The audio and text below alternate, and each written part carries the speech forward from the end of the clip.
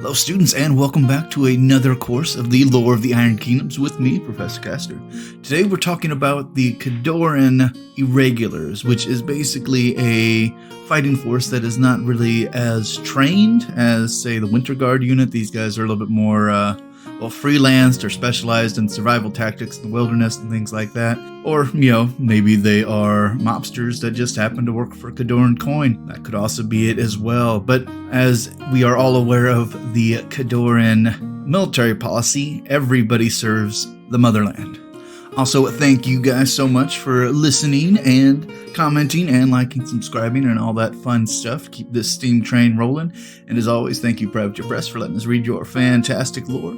But before further ado, let's begin with the Kossite Woodsmen. These guys are the most common irregular that you will see because these guys are actually made up of a lot of the outlying villages around Khador that aren't really that close to any kind of, I don't want to say civilization, but basically large cities that have more commerce. So these guys are basically, people from the sticks. But let's begin. Kossite Woodsmen. Khadoran law requires that all citizens serve in the military, even those on the far fringes. The Kossite clans of the far north receive no exemption from conscription, but are allowed to serve in a different manner as irregulars. Their clothes may be motley, but their minds are sharp, and like other Khadoran people, they descend from ancient warriors. While their muskets and elk horn bows bear the patina of years, they are no less deadly for their age. Expert trackers and deadly hunters, the Kossites trust in nothing to save their own abilities and rely on no others but themselves. The wilderness skills of these fiercely independent people prompt the High Command to allow Kossite troops some latitude within the military structure. The Woodsmen's encampment separate from the Winter Guard and demonstrate limited discipline. Members of the Kossite band usually come from the same clan and are accustomed to working together. They need no guidance to lay devastating ambushes before retreating back into the forest they know so well. That they are ill-suited to withstand direct confrontation with lines of infantry in no way diminishes their usefulness. Wise Khadoran officers know every weapon has its place. The ambushes of Kossites specialize in have earned them a fearsome reputation among the enemies of the Motherland. Even the most experienced of Signarin rangers have on occasion found themselves surrounded by these peerless woodsmen. The rank and file of the Khadoran military have a grudging respect for Kossites, having been saved more than once by a timely arrival of a band of woodsmen appearing as if by miracle on the enemy's flank. Many enemy forces have believed themselves well deployed, only to be undone by Kossites waiting patiently in ambush. And these guys have gotten better, have gotten worse, have gotten better again, depending on the updates from Mark 1, Mark 2, Mark 3, and Mark 4. And I've actually used these guys a handful of times myself, just because the usefulness of having an ambush unit ability is always, useful. And like mentioned, every weapon has its place, so if you're using these guys the way they're meant to be used, they're pretty useful. If you're using them in a way that they are not meant to be used, they're pretty pitiful and they get removed pretty dang quick. But let's go over the Mark 3 to Mark 4 changes on these guys and see if they've gotten better, see if they've gotten worse. We shall find out. Alrighty, well, it appears they have not really changed all that much. Well, actually, they did change a little bit. They're still a speed 6, still a mat 5, although their rat has gone up to a 6 from a rat 4, so they've actually gotten way better at aiming, which is phenomenal. They're still an ambush model. They still have Pathfinder. They still have advanced deployment if you don't actually use their ambush ability. And they still have Prowl. One of the moves they removed from them in Mark 4 is Backstab. Unfortunately, since there is no back arc anymore, you can't really backstab, which kind of takes out some of the usefulness of these guys. However, one of the upsides about the new Mark 4 is these guys are actually cheaper in point costing for a unit of 5 of these guys, 5 points, which is the cost of a decent solo, and for a 5-man unit, each with ambush, and being able to shoot a rat of 6 from 10 inches away at a POW 10, these guys are, can be very annoying to whatever people they pop up on. And what is that, a point per model now? I think that is well worth the 5 points to get these guys out on the field and doing some work. But let's move on. Widowmaker Scouts. The Widowmakers are an elite scout sniper division of the Khadoran Military, which has embraced and elevated them to a status of national heroes. The standard to join are among the most exacting of all Khadoran specialist forces, and only those riflemen who demonstrate peerless skill with a rifle are accepted. Because the Widowmakers are first and foremost a merit-based corps, membership is open to any who aspire to bring death from afar, whether peasant-born or noble blood. Widowmakers wield their long-barreled hunting rifles with skill that cannot be overstated. Able to take apart incoming warjacks piece by piece with well-placed shots, killing a foe is as automatic as drawing breath. A Widowmaker's primary role is to neutralize officers to facilitate chaos among the enemy. They frequently advance ahead of the main battle group, their arrival indicated by an enemy officer abruptly falling dead before the report of rifle fire can be even identified. They also support strategic withdrawals by ensuring Khador's own wounded do not become prisoners. If a downed officer cannot be retrieved, Widowmakers make certain he does not fall into the wrong hands for interrogation. A true patriot knows it is better to die by a comrade's bullet than to be placed in the irons on an enemy's torture rack.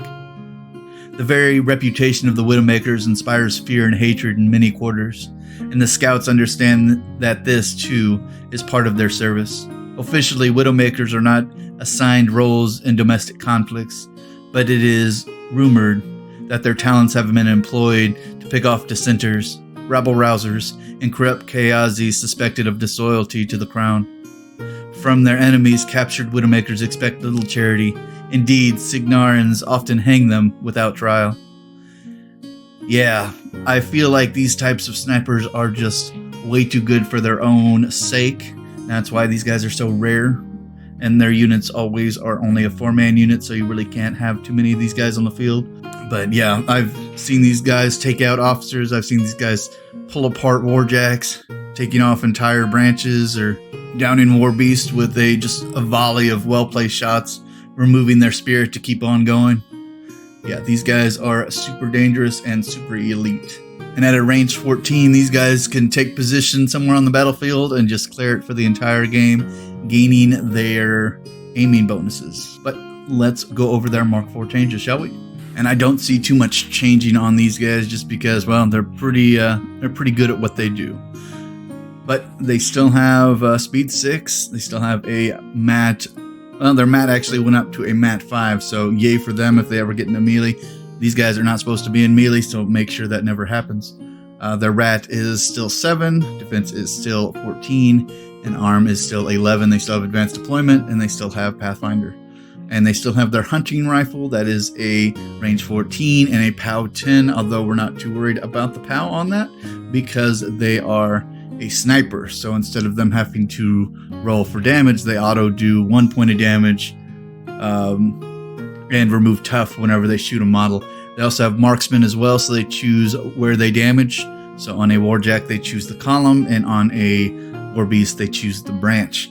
So these guys are phenomenal, and they only have a field allowance of 1. So yeah, you want to keep these guys well protected, because these guys will do some work, especially in the late game when you need to take off some hard to hit solos. And the point cost of these guys actually went down 1 point, so they are now 6 instead of 7, and you still get 4 of them, so that's even well worth the money. Let's move on to their more elite version, who likes to give normal Widowmaker units some pointers while they're in the battlefield, which for somebody that's as deadly as the Widowmakers, getting them more pointers is even more dangerous. Let's begin the Widowmaker Marksman. Tales of the sharpshooting skills of Khador's Widowmakers abound, some growing in scale and grandeur with each telling. When it comes to the Motherland's senior marksman, though, the stories need no embellishment. Only the best Widowmakers can hope to join their ranks, and the intense additional training they endure to achieve marksman status is even longer and more grueling than that required to become a Widowmaker. Few make the cut, but the high price they pay shows its worth on the field. Time and again, it is the shot of a Widowmaker marksman that turns the tide of battle and decides the fate of an entire battalion. Operating independently, these highly specialized Widowmaker snipers move unobserved across the battlefield. Each is an expert in the selection of effective targets, those individuals whose loss will hurt the enemy the most. Whether because of rank, skill, or position, they will neutralize the unfortunate prey with a single shot before relocating. A lone marksman can completely demoralize opponents with just a few carefully chosen shots. The marksman's steely eyes miss nothing, and they are skilled on silent communicating the disposition of potential targets to fellow Widowmakers. The expert marksmen are equipped with a special military variant of the Vinar Liberator rifle, a more powerful weapon than the accustomed Vizkova hunting rifle, sorry if I mispronounced that one, issued to Widowmaker Scout units. Capable of tearing through plate armor, Liberator rounds are as precise as they are lethal in the hands of a marksman.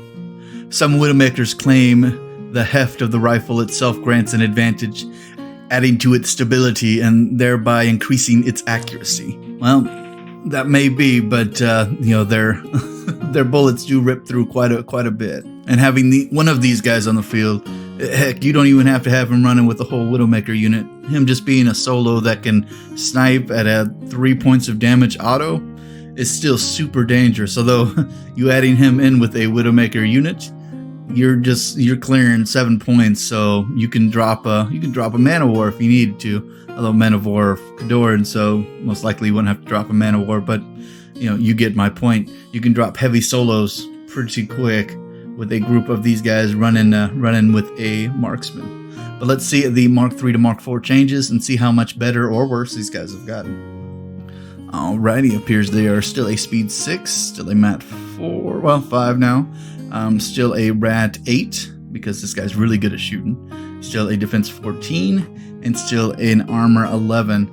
Looks like one of the major things they removed from this guy is his stealth ability, and they replaced it with prowl, unfortunately. Honestly, I like that these guys had stealth, but that's what you get for balance, right? His rifle is the Vinar Liberator. It's still a range 14. It's actually a POW 12 base instead of the normal Widowmaker's POW 10 base.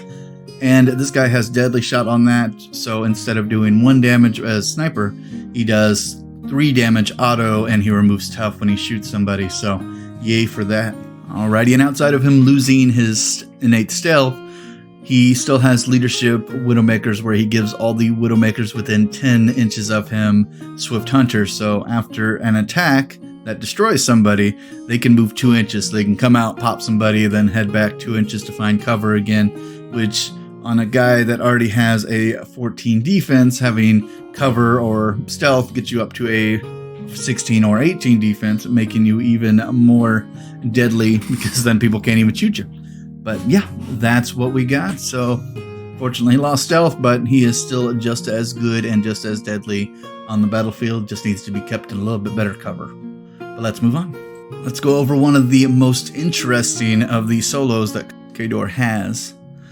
Being one of the first solos that I actually got to interact a lot with, just because he's been around for a long time.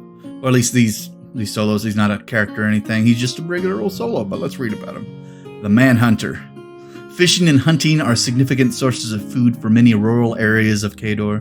Khadoran hunters tend to be held to higher regard than those of other kingdoms, particularly in the cold and rugged northern mountains and forests. Expert at tracking and killing dangerous game, some have moved on to the most cunning prey of all, man. Above all, manhunters are trackers skilled in traversing the hostile wilderness. Lowland brushes and forests and snow are all accessible as well-paved roads to the manhunter. Long years of harsh life in the Khadoran wilds have hardened their bodies and refined their skills, even as it's darkened their skin. Masters of camouflage and hiding in plain sight, manhunters are scouts and sometimes assassins for the right price. Manhunters often accompany reconnaissance groups of Widowmakers and their Kossite peers to strike at the enemy from unexpected directions, usually operating behind enemy lines. Whether stalking prey in silence or swinging their twin-hand axes with blinding efficiency, they are frightful killers. The hiring of such men by the Khadoran army is an old tradition, and their value on the fringes has been exploited in many wars. In exchange for their services, they are well provided for by the armies that hire them. They are dark whispers of manhunters who enjoy the hunt too much and give in to their animal urges and the euphoria of the kill. These hunters often possess track records good enough to offset the dark rumors. However, and there are none better at chasing an enemy to ground. And these guys can pop up out of nowhere, hit these guys, and then jump back into the forest and be gone before you know it. And these guys are super skilled with those twin axes they run around with. And I say guys, but these guys are actually both male and female, because you'll see both types of manhunters used by the Khadoran army, because, well, skill is skill, and killing people with axes is always going to be useful to these guys. But let's go over their Mark 3 to Mark 4 changes and see if they got better, got worse, or about the same. Alrighty, well, it appears their stat line's pretty much the same. Still a speed of 6, still a mat of 8, defense 14, armor 14. And unfortunately, they removed their innate stealth and gave them prowl. So these guys no longer have innate stealth anymore, unfortunately. So these guys got to be hiding in the brush a little bit more often. They still have tough. They were given ambush. Oh my goodness, that is actually way nice, because back in the day they did not have ambush. So that makes these guys even more scarier than that. I suppose you don't need to be stealthed up the field if you can just pop out from the corners, right? It appears their axes haven't changed much. They are still actually their range is actually a 1 inch, because they removed the half-inch range, so that's kind of nice. It's still a power 11, but they still are a weapon master, so on a charge, these guys are swinging with a mat 8 at 4 dice of damage on an 11, which, well, that's still a lot of damage even to a warjack or a war beast. These guys are surprisingly hard hitters. And even if they just walk up and hit you with 3 dice automatically, that's still a good amount of damage. But I would say their Mark 4 changes is a net positive for these guys. Having ambush is great for the Manhunter, especially a solo as he is. And if you can walk him into the forest behind enemy lines, that's going to do you some loads of good. But let's move on to something even more dangerous. Speaking of certain Manhunters that fall into their animal urges. We are, of course, talking about Yuri the Axe. Khadorans have a reputation as hardy and rugged people, descended from the blood of warriors toughened by their unforgiving land. Yet even stoic Khadorans describe the wild mountain folk as far northern reaches with respect born from fear. They hail from the harsh and bitter landscape whose inhabitants must survive extreme cold, unforgiving terrain, and bloodthirsty creatures prowling in the Niskatha Mountains, I think that's how you say it. Among those who call the frozen north home is a brutal killer named Yuri the Axe. This man loves the motherland with fierce devotion and sees no contradiction between his patriotism and his scornful disdain for the law. Many Khadoran families consider it nothing short of criminal that Yuri walks the world as a free man and would gladly put an end to him if they could. The widows and orphans he has created take no comfort from Yuri's insistence that he never slain a man who did not earn it. Yuri does not kill from any deeper malice. As a hunter in nature, he finds killing as easy and often expedient solution to any given problem. Yuri moves easily from hunting animals to hunting men. He took up bounties on gangs of outlaws and rid the northern hills of bandits and poachers. The thrill of the kind of hunt appealed to him, and eventually he set on a trail of rogue company of Winter Guard that had turned to extortion near Oldenfrost. Yuri hunted them for weeks, first eliminating their sentries, then methodically exterminating every patrol that ventured from their barracks. In the end, those who did not kill died of cold and starvation, too frightened to step outdoors. Word of his deeds spread. Even the warlikeness of the Shard Spires learned to avoid Yuri's hunting grounds and called him Slishar, or the Madden Bear. The destruction of the Winter Guard Company drew the ire of the 3rd Border Legion, who made bringing the killer to justice a top priority. Yuri made sport of his hunters by leading them into switchback ambushes, bone-crushing traps. The procession of local manhunters and highly skilled agents in the service of the great Prince Valavrik was set on Yuri's trail. Yuri delighted in testing the manhunters who came to slay him. He called them out before ending their lives with a quick sweep of his axe. Such a man as Yuri could suffer only one of 2 fates: execution or service to the state. The 4 northern great princes wintering at the Haas Prinkov Haus Prinkov in the city of Servok. I'm not even gonna know how to pronounce that, so we're just gonna move on. Decided the later option seemed less costly, so they sent an offer of amnesty on the condition that Yuri lend his talents to the High Command. Yuri accepted the bargain with surprising enthusiasm. He has proven true to his word, destroying the enemies of the Motherland where and when required. He has even gained a following among Khadoran's wilderness fighters, many of whom seek him out to learn the ways of the hunt. They could find no better teacher, and Yuri instructs best by grim example. While Yuri has no friends, he has found bloodstained comrades with both the Doom Reaver Fenris and the Butcher of Kardov.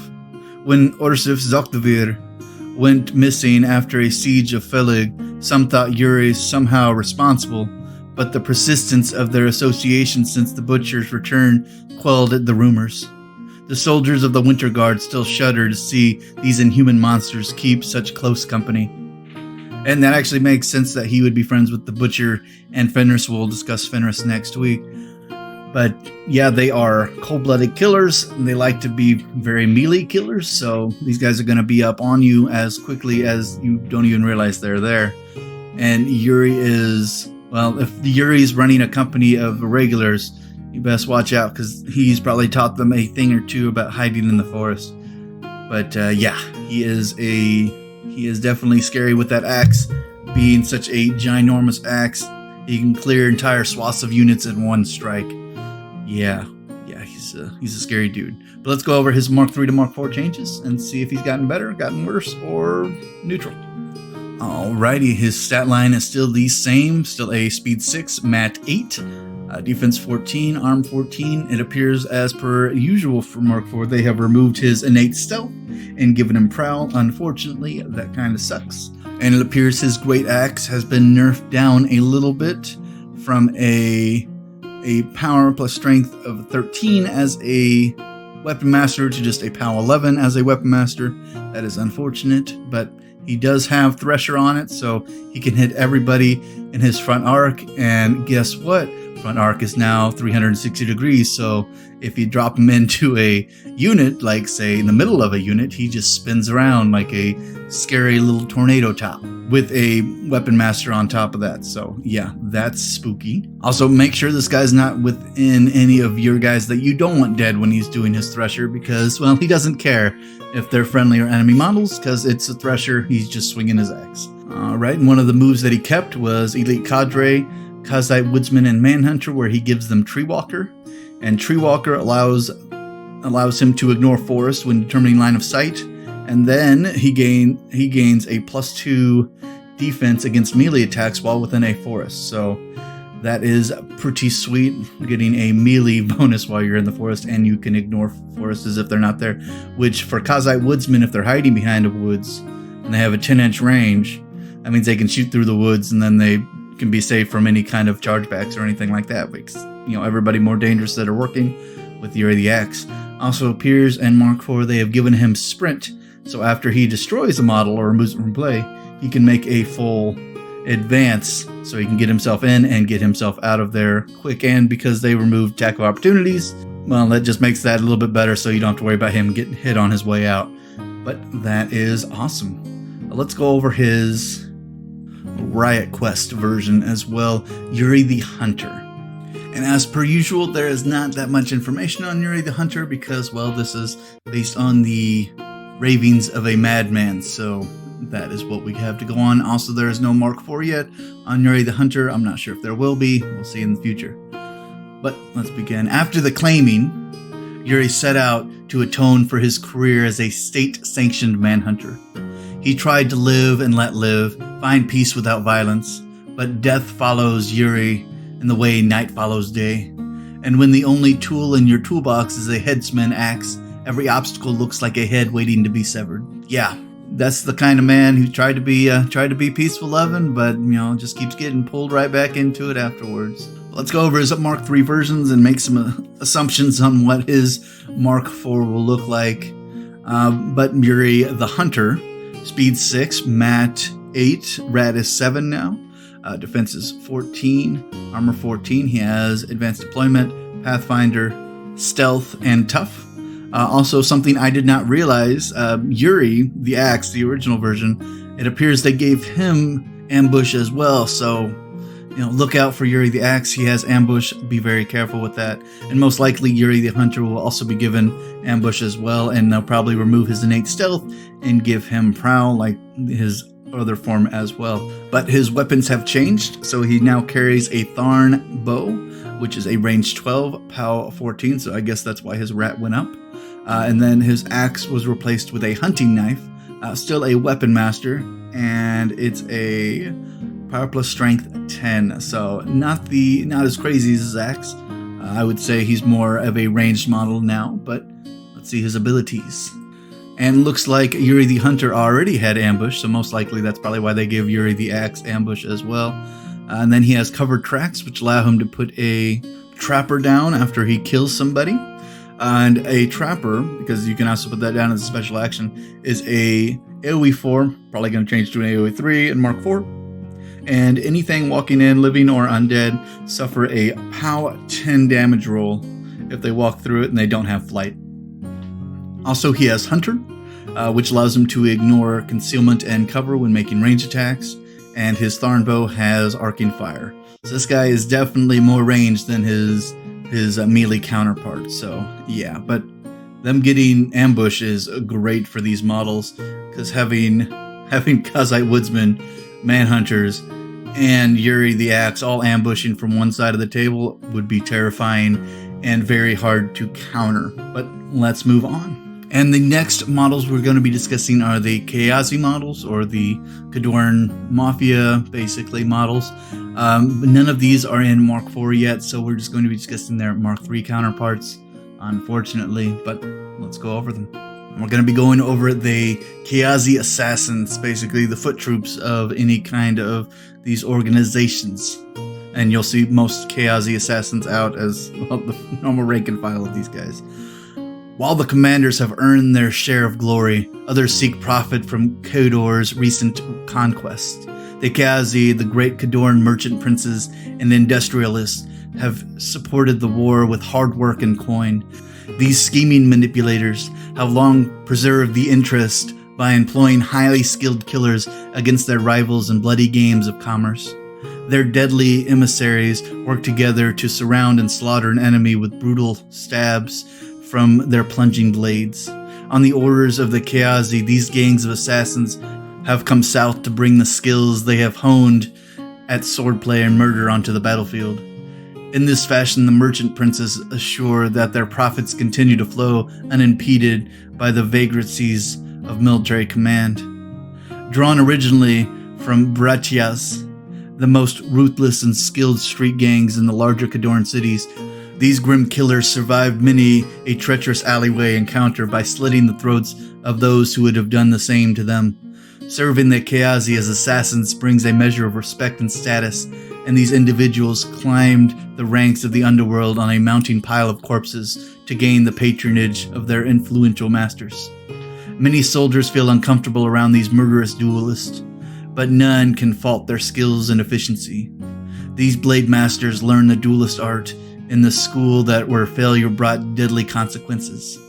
They fight in the Kursk style, wielding a thrusting blade in one hand while using their cloak in the other to entangle foes' weapons and arms before striking.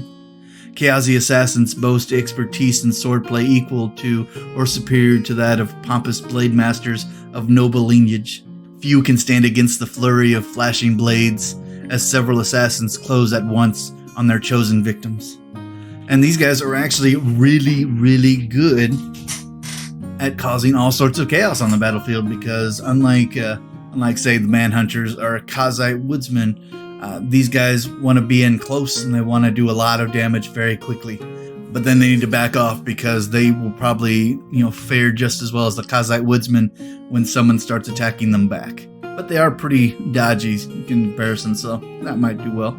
But let's read over the Mark 3, because there is no Mark 4 on these guys yet, and then we can make assumptions on what's going to happen to them. So their stat line is a speed 6, mat 6, rat 4, defense 13, and armor 12. They have parry, which is probably going to be removed because, well, Why would you need? Well, they might change parry for the unstoppable or whatever we call it in Mark IV. That allows them to move through melee range without any kind of negative effects. They have stealth, which I feel they might actually keep stealth just because that would be really useful to these guys.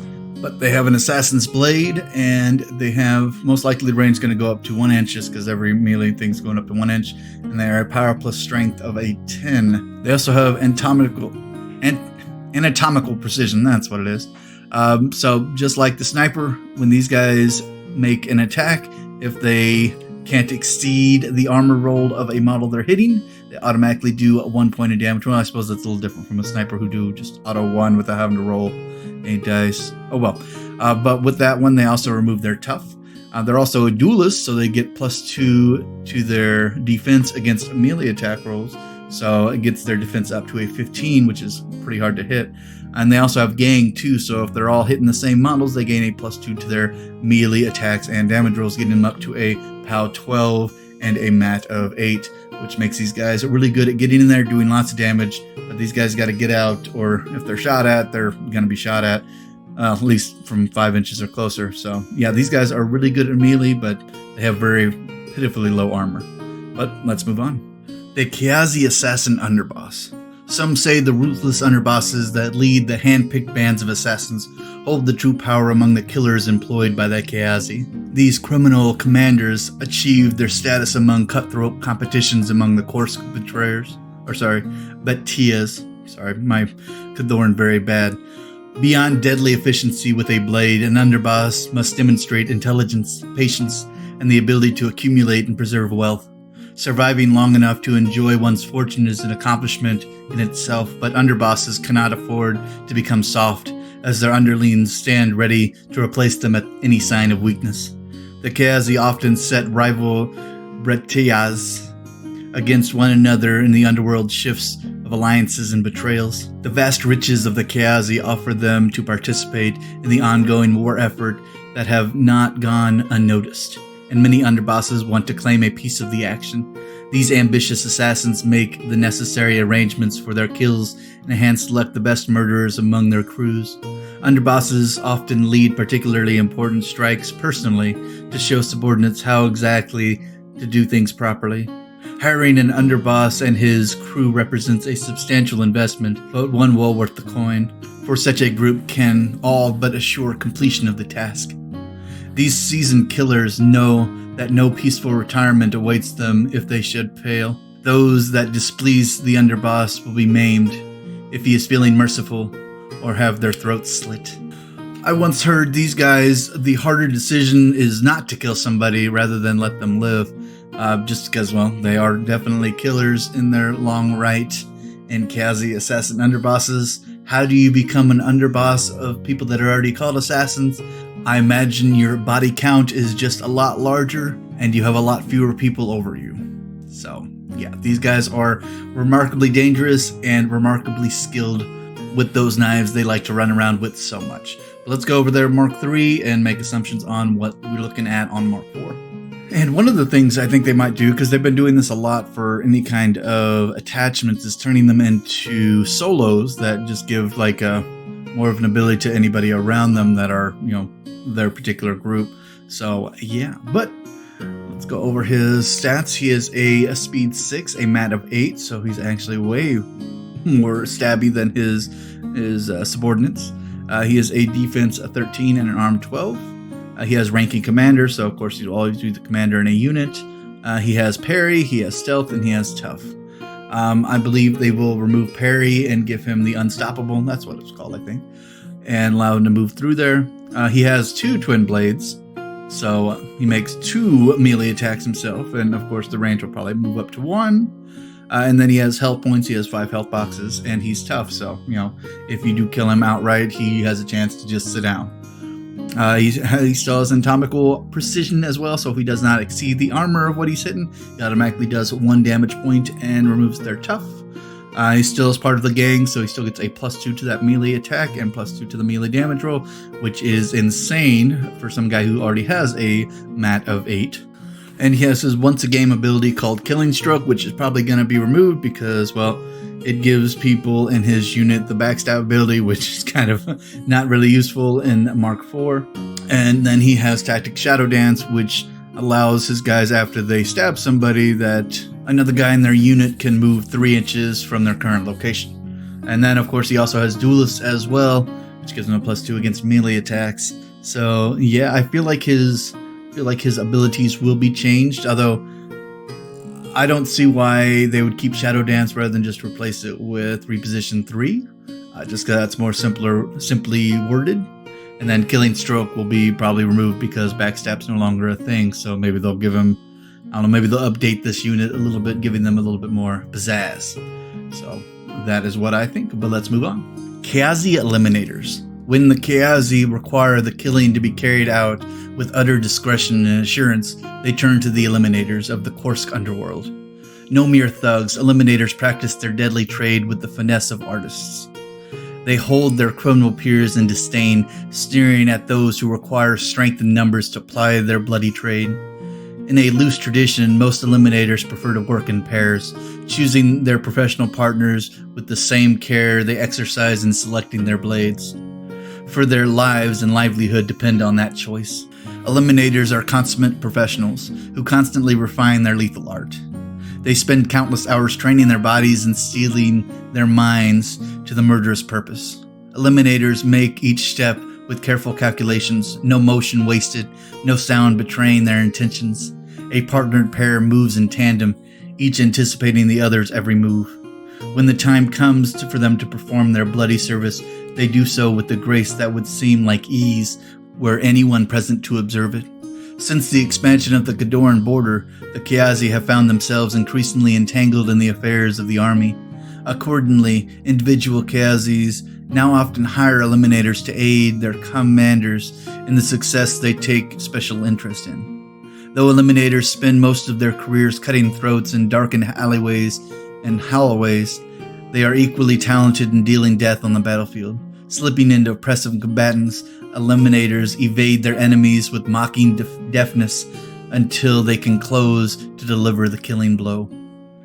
Yeah, and these guys are quick and very, very dodgy. These make the other assassins look like, well, they're kind of clumsy in comparison. And I've seen these guys chase in, run over, run right through a unit just to attack a commander behind everybody, and it's pretty terrifying, especially if you're on the end of it, or the taking end of it. But let's read their Mark III points and make assumptions of what's going to happen in Mark IV. Alright, they have parry, which will most likely be turned into unstoppable, and they have innate stealth.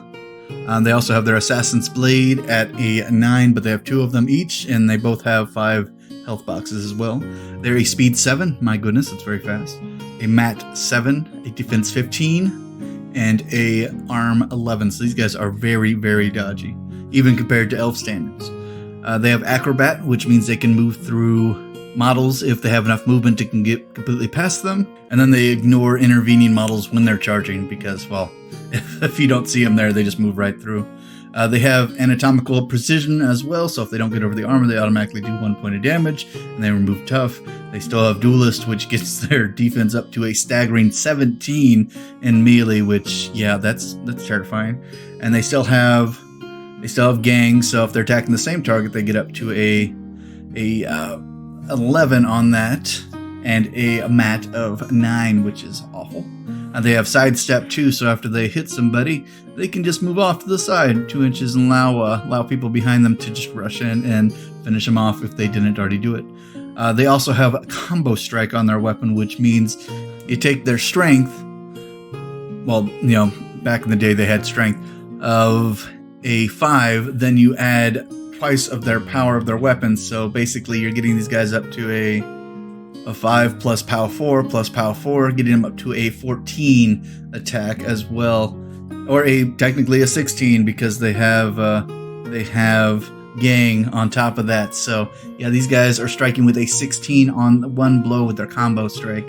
Yeah, that's terrifying, especially for a model as small and quick as that is. That is a sniper shot. That is dinging pretty hard on a warjack. That is all sorts of just awfulness for these guys, but thus making them very dangerous. Do I believe they'll be changing up too much of these guys? I hope not, just because these guys are actually pretty solid on their own. And if you run an entire Kayazy army, basically, which they have seen a lot of Kayazy armies, because these guys are pretty awesome. But these guys would be the prime assassins in that group. So yeah, keep them going, because, well, it's always good to have an additional assassins in an army built on assassins, right? But let's go over the final character we have for the irregulars, and that is Underboss Vizkova. And unfortunately, we don't have that much information on him as well, just because he is from the ravings of a madman from the side game of Riot Quest. But we'll read what information we have, and then we'll just go over his Mark III versions, just because he doesn't have a Mark IV yet. Vizkova was once a Kayazy Underboss, but the Kayazy have been scattered to the winds since the apocalypse. Without a criminal syndicate to help run, Vizkova decided to put his skills to use elsewhere. The former Underboss is a master at breaking and entering, capable of pulling heists only Lord Zazello would dream of attempting. With his trusty grapple gun and a bladed crowbar in hand, there's no trap door or locked vault that Vizkova can't get into. But let's read over his Mark III and make some assumptions of what's going to happen in Mark IV. I've never actually seen this guy at work. I've heard about him, but I've never actually seen him doing stuff. But let's see what he's got. Alright, he is a speed 6, a mat of 8, because he is an underboss, so mat of 8 makes sense. He's a rat of 6, defense 13, arm 12. He has parry, which is probably going to be changed over to that unstoppable. He has innate stealth. He has tough, because he is an underboss. His grapple gun is a range 8, POW 12, and his bladed crowbar is a POW 12. So, not too crazy there. Oh, and something I forgot to mention, most of the Kayazy are partisans, which means, you know, when they're working for Khador, they'll be Khadoran, but they are mercenary models that will work for other factions as well. So, if you have other factions that like working with Kayazy, probably find them in there. But back to Vizkova. His abilities are Creeper, which allows him to move through other models and if he has enough room to get completely past them, which is a little different from Acrobat, because Acrobat allows you to charge through other models, so I guess he's not able to charge through other models. He has dual attack, so he can attack with both his melee and ranged attacks during the same thing. Of course, he has Duelist, so he gets a +2 defense, get him up to a defense of 15. He has Fortune Hunter, so he gains an additional die on its ranged attacks and damage rolls against character models, which is great if you're looking for this guy to hunt character solos on the battlefield. Yeah, spooky. And that probably also help when he's attacking leaders as well, but I think they might have updated that, but we'll find out. His grapple gun has some attack types, so it has pull, which allows you to pull in models with the equal to or smaller base size than him and directly towards them, unless of course they're being pulled through things like other models, obstacles, or obstructions. So that happens sometimes. But then he has reel in, so if he's attacking an enemy or another enemy that, you know, say is the same size or bigger than him or smaller than him, I don't think there's anybody smaller than him, he can actually put himself base-to-base contact with them. Instead of pulling them to him, he pulls him to them. Makes sense? I think so. And especially since he has dual attack anyway, he can pull himself up to them and then take a swing.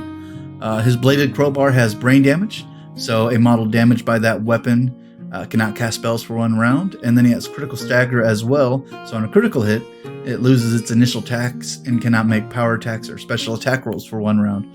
So yeah, that thing can really clock in some stuff. And because he has Fortune Hunter as a standard ability, if you do that to a character, he's just getting boosted everything on those. So he's rolling a 3 die to hit and a 3 die for damage on a POW 12 on both of those shots. So yeah, this guy is definitely a character solo hunter, or just a character hunter in general. Very dangerous.